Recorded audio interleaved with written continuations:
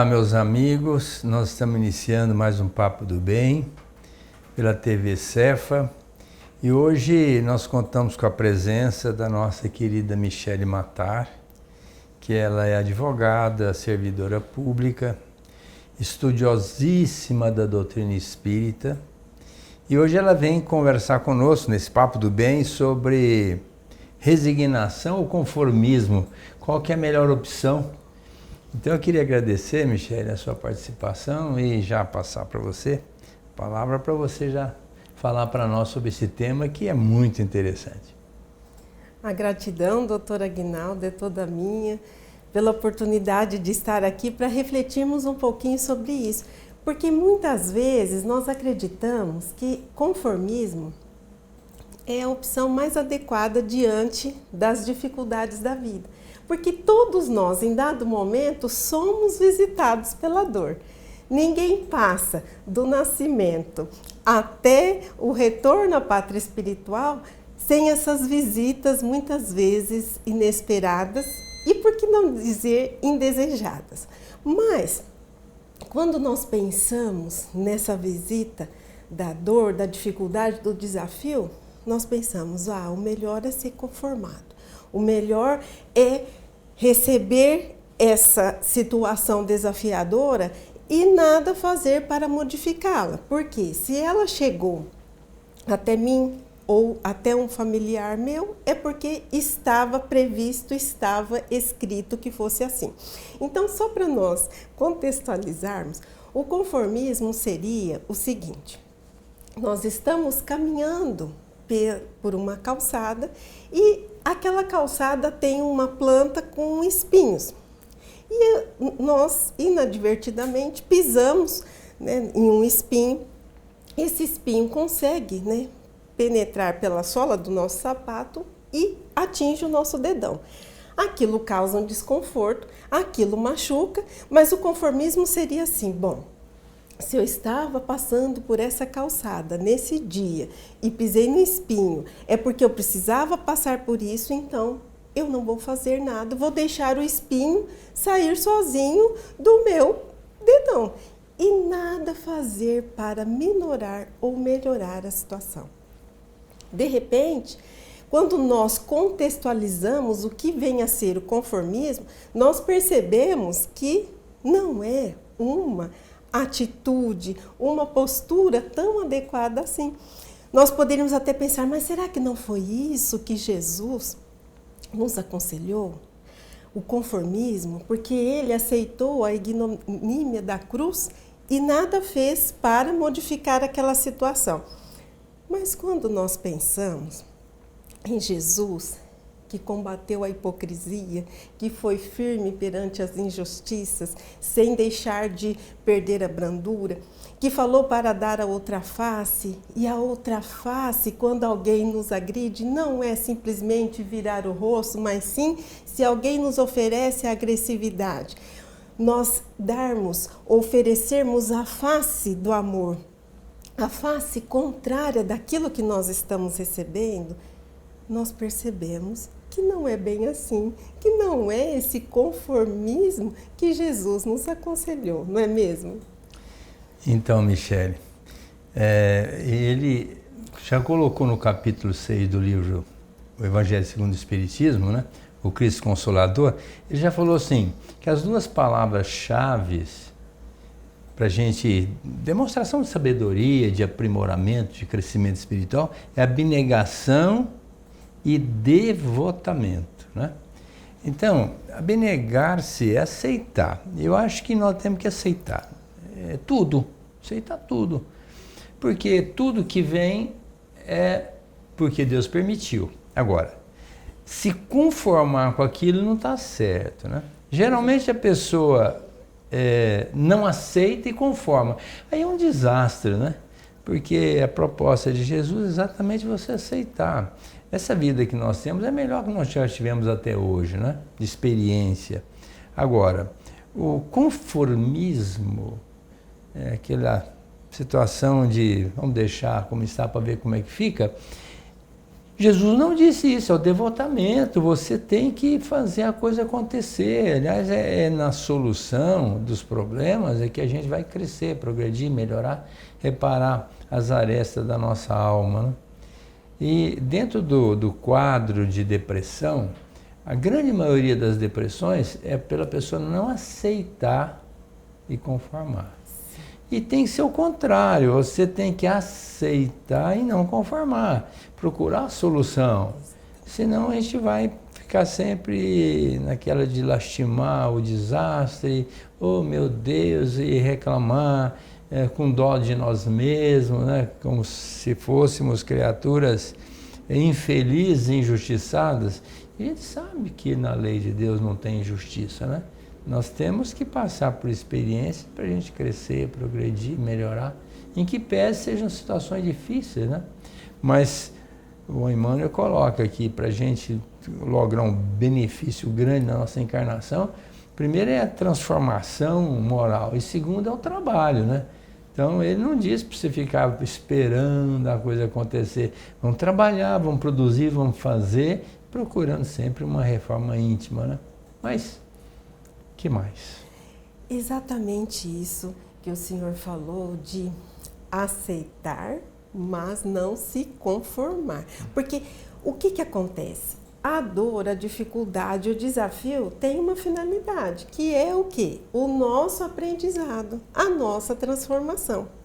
Se nós simplesmente nos acomodamos a uma situação, ainda que ela nos incomode, mas não aprendemos, não buscamos melhorar, nós não estamos atingindo a finalidade daquela situação. Então, se o conformismo não é uma opção adequada diante do desafio, nós poderíamos partir para o inconformismo, que seria o oposto de nós não aceitarmos, de nós nos revoltarmos, de nós nos irresignarmos.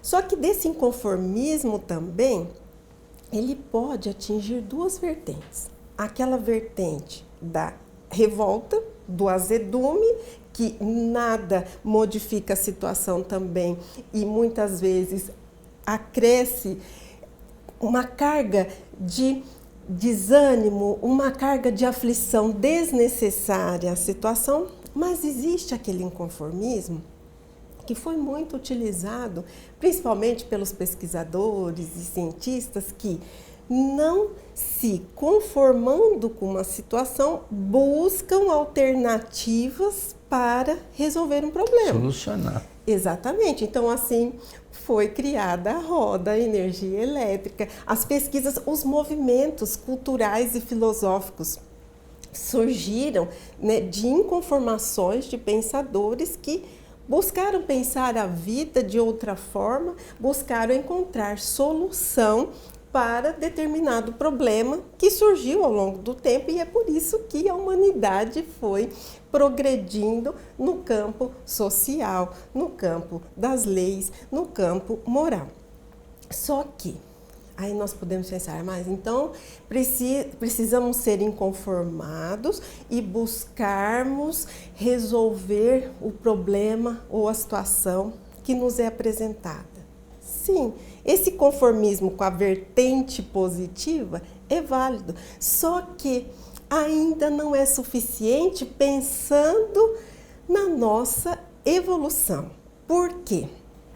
Porque a dor e a dificuldade, o desafio, seja o nome que nós dermos a essa situação desafiadora, requer de nós um aprendizado, um amadurecimento espiritual, uma transformação moral. E nós vamos conseguir tudo isso quando nós reagimos através de duas virtudes que estão listadas numa lição belíssima do Evangelho segundo o Espiritismo, obediência e resignação. Onde nos é dito que a obediência é o consentimento da razão e a resignação é o consentimento do coração. E aí a lição diz: o frouxo não pode ser resignado assim como o orgulhoso não pode ser obediente, que são duas virtudes, e essa palavra é a mais importante, são duas virtudes ativas. E que Jesus possui essas virtudes desprezadas pela antiguidade material. Então, como reagir a essa situação de desafio? Com obediência e resignação, quer dizer, buscando aprender com a situação, buscando minorar a situação do sofrimento, só que o grande diferencial, colocando Deus na jogada. Aí nós sabemos que não estamos sozinhos, nós vamos naquele instante estreitar os laços com a divindade, através da fé, através da prece, através da entrega das nossas vidas a esse Deus que é amor por excelência. Então, a resignação pode dar a impressão de ser um conformismo. Muitas vezes nós confundimos resignação com conformismo, mas resignação é uma virtude ativa que só aquele que tem coragem, só aquele que tem fé, só aquele que acredita em si mesmo e acredita em Deus consegue desenvolver essa virtude no coração. Então, você estava falando aí, eu lembrei de uma passagem quando Jesus descia do Monte do Tabor, naquela célebre sermão, pregação do monte, né, o sermão da montanha, e o Pedro disse: Senhor, mas hoje o Senhor fez uma coisa fantástica, o Senhor extrapolou. Mas Pedro, como assim? Não, o Senhor explicou tudo, colocando no futuro a solução da nossa problemática, né? Porque praticamente todo o sermão do monte ou da montanha está no futuro, né? Bem-aventurados que têm fome de justiça, porque eles serão saciados, né? Que serão. Quer dizer, isso é uma coisa que demanda tempo, continuidade, né? Quando alguém convidar-te a caminhar uma milha, diz Jesus, caminhe duas, né? Então, é na segunda, na terceira, na enésima caminhada que nós vamos encontrar a solução. E ali, então, ele disse para o Pedro: olha, Pedro, toda a minha mensagem foi estribada em 3 pilastras. A primeira delas é valorizar a vida. Você foi agraciado com a oportunidade de estar na Terra com um corpo como instrumento de trabalho perfeitíssimo, né? Porque imagina, a gente ter um corpo desse que anda, movimenta, nos dá a condição dos órgãos dos sentidos, né? Então é uma benção estar reencarnado, com a proposta de crescer, progredir. A segunda pilastra, Pedro, é a resignação. Olha o que ele colocou. Aceitar a vida como ela é, porque é o melhor que você pode ter. Aliás, tem mais do que você merece em termos positivos, e tem muito menos do que você merece em termos negativos, né? Daí a misericórdia de Deus. Deus não castiga, não vinga, não cobra. Deus é amor, né?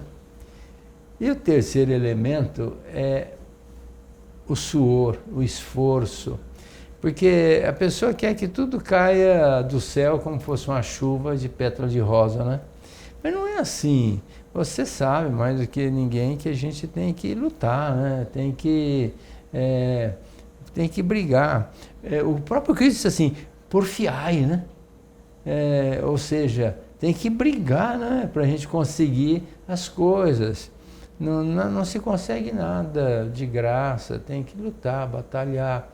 Agora, atrás de tudo isso que você colocou como uma fé, né, a confiança em Deus, em Jesus, na espiritualidade, eu quero dizer que o entendimento, né? O entendimento que leva a tudo isso. Conhecereis a verdade e ela os fará livres. Como é bom a gente entender essa sistemática, porque na grande maioria das pessoas, elas não têm respostas. Você pergunta, mas por quê? Eu não sei, é um mistério, isso aí eu não sei, gostaria de saber. E a doutrina espírita tem explicação para tudo, né? A começar por a gente estar aqui mais uma vez, né? Para a gente poder crescer, progredir, melhorar. Até aquele que, em outrora, em épocas remotas, se permitiu a violentar a lei divina, Deus vai pegá-lo, vai colocá-lo na Terra novamente e vai dar para ele uma nova oportunidade, né? E essa oportunidade certamente não vai ser muito fácil, né? Se a pessoa entende, não, deixa comigo, eu vou superar isso, eu vou lutar, vou brigar, vou conseguir, e com a ajuda de Deus, de Jesus, do meu anjo guardião, eu vou conseguir. Mas hoje as pessoas, diante das dificuldades, já pensam em se matar. Suicídio como solução de problema, que não soluciona nada, pelo contrário, agrava tudo. Mas não se dá ao capricho da luta, da briga, do devotamento, que Jesus fez questão de frisar, né? Aceite, está tudo certo, Deus é misericordioso, te deu uma oportunidade, agora faça a sua parte. Tanto é que tem uma frase que é um refrão, né? A gente tem que orar como se tudo dependesse de Deus, mas trabalhar como se tudo dependesse da gente, né? Exatamente. E sabe, doutor, o senhor comentou algo muito importante, porque conhecereis a verdade vos libertará, sim. O entendimento dos mecanismos das leis divinas é essencial para nós criarmos essa virtude dentro de nós, essa resignação. Só que existe algo importante, porque nem todas as pessoas que trazem essa condição de conhecer a verdade, elas adotam uma postura resignada diante do desafio. E aí nós pensamos, por que umas pessoas se consolam, outras não se consolam? Por que umas são resignadas e outras não? Se Jesus promete o consolo a todos, bem-aventurados os que choram, porque serão consolados. Por quê?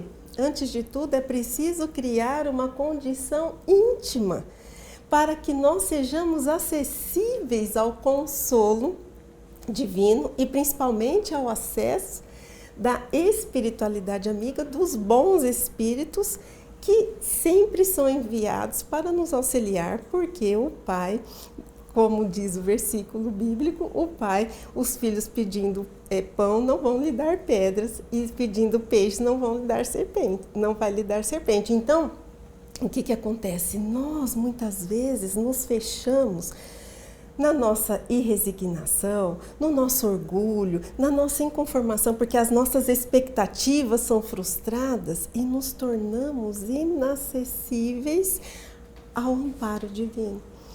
E principalmente, para nós criarmos essa condição, é preciso que nós tenhamos também um entendimento não apenas dos mecanismos das leis divinas, mas principalmente da finalidade da dor na nossa vida.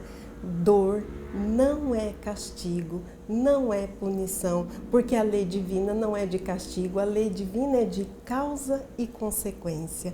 A dor sempre, por mais que tenhamos cometido faltas, equívocos, a dor sempre tem a finalidade do ensinamento, do aprendizado e da transformação.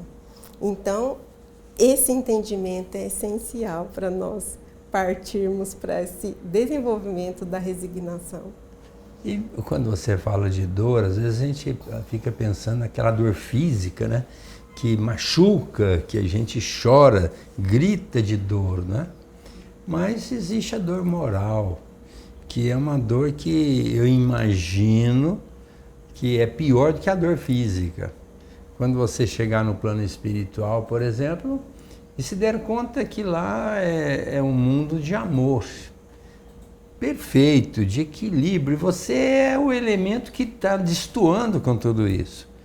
E você vai ficar desconcertado naquele momento. E aí você pode até fazer uma reflexão e chegar à conclusão que você foi muito infeliz em não aproveitando e fazendo as coisas de conformidade com a proposta crística e divina. Então aquilo vai ser uma martelada constante na nossa consciência para fazer com que de repente, mas eu quero mudar. Ah, você quer mudar? Ótimo! Então vamos mudar, porque essa é a proposta, né? Só que você tem que aprender aqui, ficar com a gente um tempo, para você entender que aqui a proposta é amar o próximo. Aqui ninguém está pensando em fazer nada de ruim para ninguém, pelo contrário, você está sendo assistido por uma determinação de amor. Né? Então, aqui é assim.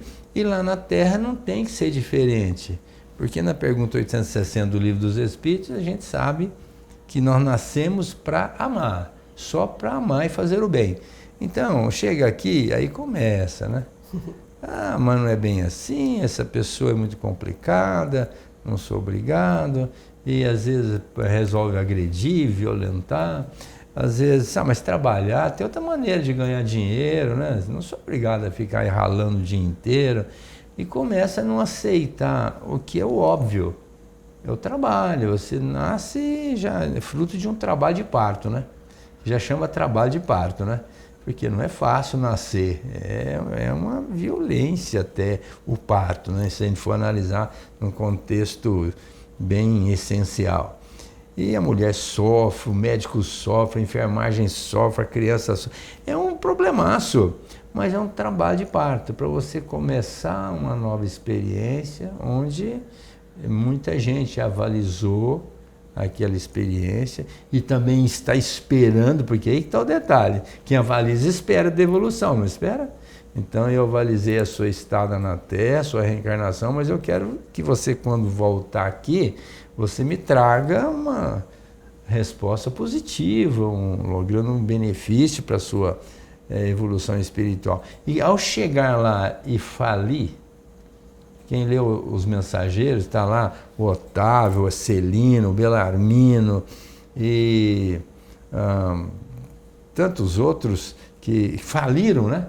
Saíram lá do nosso lar, conscientes, chegaram aqui, todos fizeram absurdidades e voltaram para o mundo espiritual numa situação de dor moral.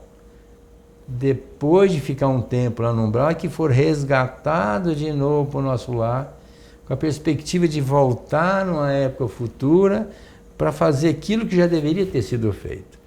E nós, mais ou menos, né?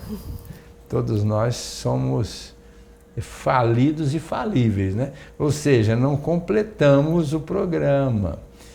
Para completar, a gente tem que ser resignado e dedicar muito ao bem, não é? Exatamente. E o que nós poderíamos também concluir de tudo isso que o senhor nos trouxe acerca desse planejamento encarnatório, dos compromissos que assumimos, do auxílio que recebemos para estarmos aqui e de repente não honramos, né, tudo aquilo que assumimos. Muitas vezes nós pensamos, mas como eu vou agir diante da dificuldade, do desafio, né? Para que lado eu vou? Que decisão eu tomo? Eu preciso ser resignado, quer dizer, compreender que aquela situação veio para, de alguma forma, me auxiliar na evolução, na transformação moral, mas por onde que eu vou começar? Esse entendimento da finalidade da dificuldade, o entendimento da finalidade das nossas existências, questão 132 do Livro dos Espíritos, que em linhas gerais diz qual a finalidade da encarnação.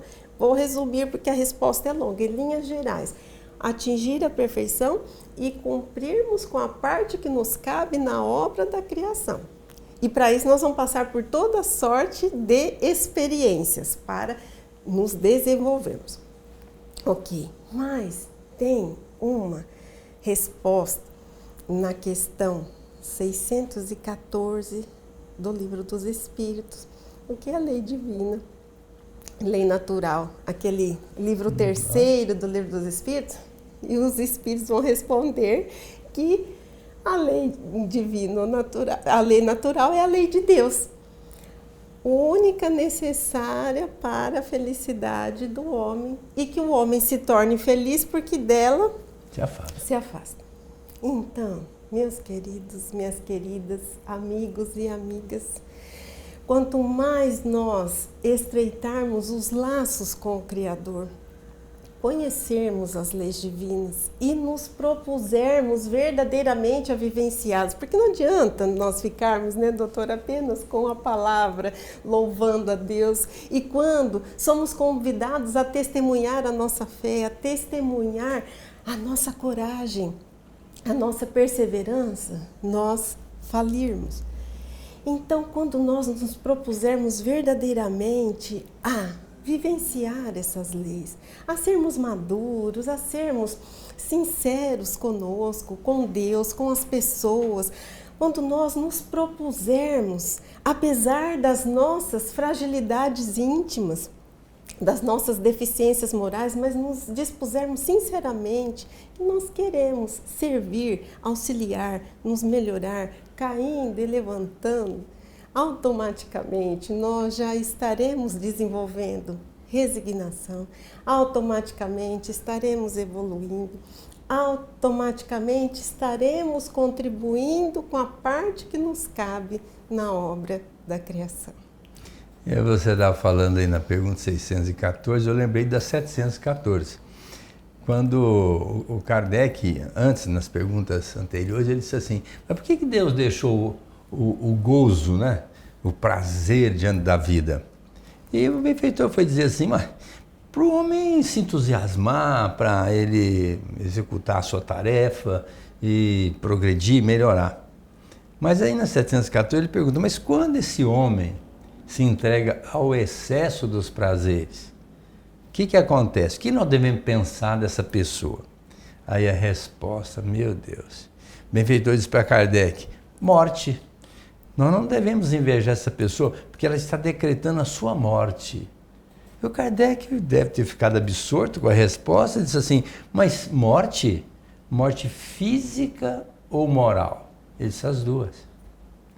Porque quando a gente quer sair do contexto da luta, da dificuldade, e quase sempre a gente quer compensar com os prazeres da vida, tudo bem, eu acho que é legal passear, divertir, tem milhões de prazeres, né?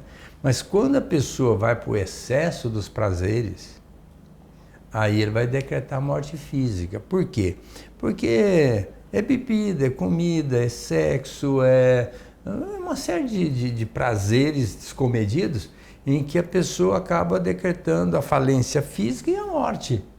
Quantas pessoas que desencarnam cedo por alcoolismo, por tabagismo, por sexo com doença transmissível, uma série de situações.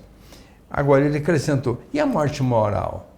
Quando você quer gozar a vida, você atropela os outros. Às vezes você atropela uma pessoa, infelicitando a criatura e não pensando nas consequências. Mas esse atropelamento, essa agressão à pessoa para prevalecer os seus anseios carnais, os seus prazeres diante da vida, vai gerar uma morte moral. Isso vai ter consequências, principalmente no plano espiritual, uma vez que nós podemos comprometer a nossa vida aqui, na nossa família, dos nossos amigos e da sociedade por conta desses prazeres desmedidos, né? Mas o tempo nos cobra. Oh, Michele, que pena, né? A gente queria conversar tanto com você, mas de qualquer forma eu agradeço muito a sua participação, foi muito legal. E encerrando o nosso programa, eu queria convidá-los para estarem conosco na semana que vem com outro Papo do Bem pela TVCEF.